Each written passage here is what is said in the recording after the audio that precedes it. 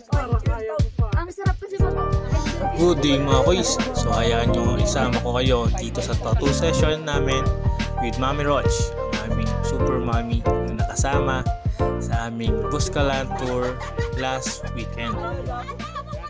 Si Mami Roch nga pala is all the way from Mandaluyong mga kuys. Super tapang nito ni Mami dahil ito yung first ever tattoo session niya. Ang ibig sabihin nga ng bye-bye na tinatato paiko sa kanyang braso ay ang buong pangalan niya mga kuys. Sa pagkakaalam ko mga kuys, sa bawat homestay na meron dito sa Buscalan, merong mga naka-assign na tattoo artist na tinuruan din ni Apo Wangud. May mga nakasabay nga rin tayong grupo ng kabataan na nagpa-handcap tattoo rito mga kuys.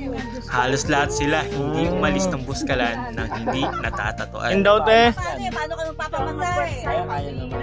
Yun o, tingin. Pinaan na lang kami. Wow!